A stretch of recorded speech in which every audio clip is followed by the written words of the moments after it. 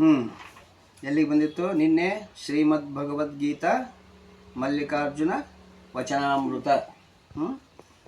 ಭಗವದ್ಗೀತೆ ಮೇಲೆ ಮಲ್ಲಿಕಾರ್ಜುನ ಸ್ವಾಮೀಜಿಯವರು ಪ್ರವಚನ ಮಾಡಿದ್ದನ್ನು ಸಿದ್ದೇಶ್ವರ ಸ್ವಾಮೀಜಿಯವರು ಅದನ್ನು ಬರೆದಿಟ್ಟಿದ್ದು. ಅದು ಭಗವದ್ಗೀತೆಯನ್ನು ನಾವು ನೋಡಕತ್ತೇವೆ. ಅಲ್ಲಿ ಯಾರು ಬೋಧನೆ ಮಾಡತ್ತಿದ್ರು? ಕೃಷ್ಣ. ಅರ್ಜುನಿಗೆ ಬೋಧನೆ ಏನು ಮಾಡತ್ತಿದ್ದ? ಏನಾಗಿತ್ತು ಅಲ್ಲಿ? ಕೃಷ್ಣ ಹೇಳೋ ಟೈಮ್ನಾಗೆ ಅರ್ಜುನ ಏನಂತಿದ್ದ?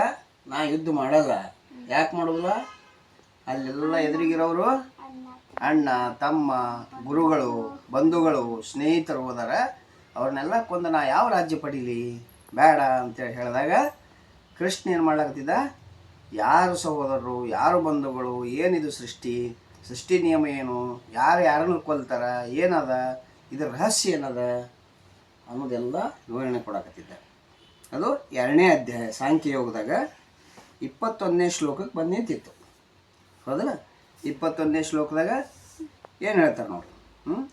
ವೇದ ವಿನಾಶಿನಂ ನಿತ್ಯಂ ಯ ವಿನಯ ಜಮವ್ಯಯಂ ಕಥಂ ಸ ಪುರುಷ ಪಾರ್ಥ ಕಂ ಘಾತಯತಿ ಹಂತಿಕಂ. ಅಂದ್ರೆ ಅದರ ಅರ್ಥ ಹೇಳ್ತಾರೆ, ಆತ್ಮ ಎಂದಿಗೂ ನಾಶ ಹೋಗೋದಿಲ್ಲ.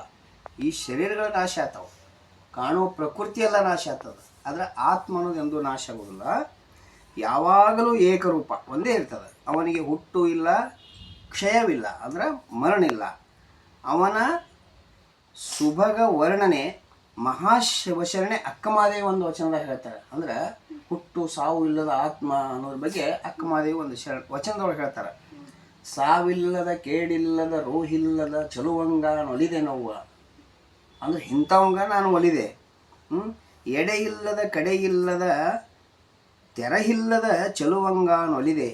ಎಲೆ ಅವ್ವ ನೀನು ಕೇಳ ತಾಯೇ, ಭಯವಿಲ್ಲದ ಭಯವಿಲ್ಲದ ನಿರ್ಭಯ ಚಲುವಂಗ ನೊಲಿದೆ. ಕುಲಸೀಮೆ ಇಲ್ಲದ ನಿಸ್ಸೀಮ ಚಲುವಂಗ ನೊಲಿದೆ ನವ್ವ.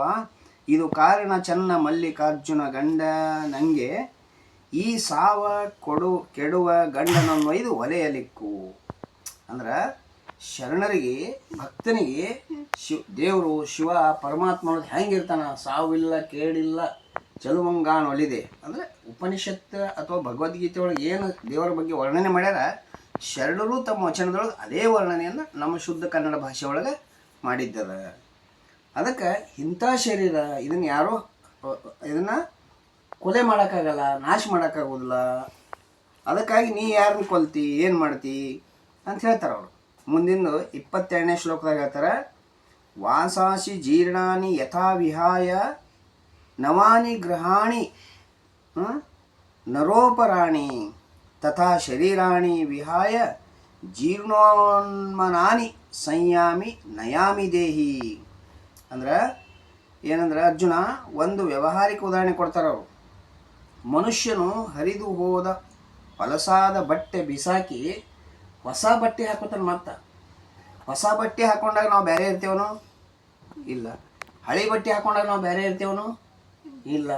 ನಾವೇ ಹಳಿ ಬಟ್ಟೆ, ಹೊಸ ಬಟ್ಟೆ, ಹಳಿದು ಹೊಲಸಾದ್ರೆ ಹರಿದ್ರೆ ಬಿಟ್ಟು ಮತ್ತೊಂದು ಬಟ್ಟೆ ಹಾಕೋತೀವಿ.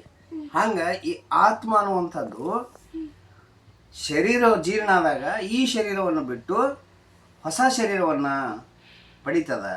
ಹೀಗಾಗಿ ಆತ್ಮಕ್ಕೆ ಸಾವಿಲ್ಲ, ಶರೀರ ಸಾವು ಇರ್ಬೋದು. ಅದನ್ನು ಬಟ್ಟೆ ಉದಾಹರಣೆಯನ್ನು ಕೊಟ್ಟು ಹೇಳ್ತಾರೆ.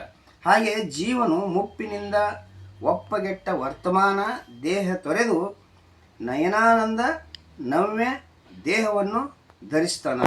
ಅದಕ್ಕಾಗಿ ಶರೀರ ಅನ್ನೋದು ಸಹಿತ ಅದೇ ರೀತಿ ಇರ್ತದ ಅನ್ನೋದು ಹೇಳ್ತಾರೆ ಅವರು. ಅಂದರೆ ಶರೀರ ಅನ್ನುವಂಥದ್ದು, ಕಾಣೋ ಪ್ರಪಂಚ ಅನ್ನುವಂಥದ್ದಕ್ಕೆ ಸಾವದ, ಆದರೆ ಇದಕ್ಕೆ ಸಾವಿಲ್ಲ. ಇಲ್ಲಿ ಹೇಳ್ತಾರೆ ಅವರು ಇನ್ನೊಂದು ಮುಂದಿನ 23ನೇ ವಚನ ಒಳಗೆ, ನೈನಂ ಚಿಂದಂತಿ ಶಸ್ತ್ರಾಣಿ. ಈ ಆತ್ಮವನ್ನು ನೈನಂ ಚಿಂದಂತಿ ಶಸ್ತ್ರಾಣಿ, ಶಸ್ತ್ರಗಳು ಆತ್ಮವನ್ನು ಕೊಲ್ಲಕ್ಕಾಗೋದಿಲ್ಲ. ನೈನಂ ದಹತಿ ಪಾವಕ, ಪಾವಕ ಅಂದರೆ ಅಗ್ನಿ, ಅಗ್ನಿ ಈ ಆತ್ಮವನ್ನು ಸುಡಕ್ಕಾಗೋದಿಲ್ಲ. ನ ಚೈನಂ ಕ್ಲೇದಯಂತ್ಯಾಪೋ ನ ಶೋಷಯಂತಿ ಮಾರುತ, ಗಾಳಿ ಬೀಸಾಡ್ಕೊಂಡು ಹೋಯ್ದು ಎಲ್ಲರೂ ಒಗಿಲಕ್ಕಾಗೋದಿಲ್ಲ. ಅಂದರೆ ಗಾಳಿ, ಅಗ್ನಿ, ಶಸ್ತ್ರ ಏನೂ ನಮ್ಮ ಆತ್ಮವನ್ನು ನಾಶ ಮಾಡೋಕ್ಕಾಗೋದಿಲ್ಲ. ಅದಕ್ಕೆ ನೀ ಏನು ಕೊಲ್ತೀನಿ ಅಂತ ಹೇಳ್ತಿಲ್ಲ, ಕೊಲ್ಲಕ್ಕಾಗೋದಿಲ್ಲ. ನೀ ಕೊಲ್ಲೋದೇನು? ಶರೀರ ಕೊಲ್ತದೆ, ಆತ್ಮಕ್ಕೆ ಸಾವಿಲ್ಲ. ಅದು ಅವ್ರ ಆತ್ಮರೇ ಇರಲಿ, ಯಾರ ಆತ್ಮ ಇರಲಿ, ಆತ್ಮನಂತೂ ಒಂದೇ, ಸಾವಿಲ್ಲ. ಅದಕ್ಕಾಗಿ ನೀ ಯುದ್ಧ ಮಾಡೋದು ನಿನ್ನ ಕರ್ತವ್ಯ ಅದ, ಕ್ಷತ್ರಿಯಾಗಿ ನಿನ್ನ ಕರ್ತವ್ಯ ಅದ, ನೀ ಯುದ್ಧ ಮಾಡಲೇಬೇಕು ಅಂಥೇಳಿ ರಹಸ್ಯವನ್ನು ಹೇಳ್ತಾ ಹೇಳ್ತಾ ಕೃಷ್ಣ ಅರ್ಜುನನನ್ನು ತಯಾರು ಮಾಡ್ತಾನೆ. ಮತ್ತು ಉಳಿದ ಭಾಗ ನಾಳೆಗೆ ನೋಡೋಣ.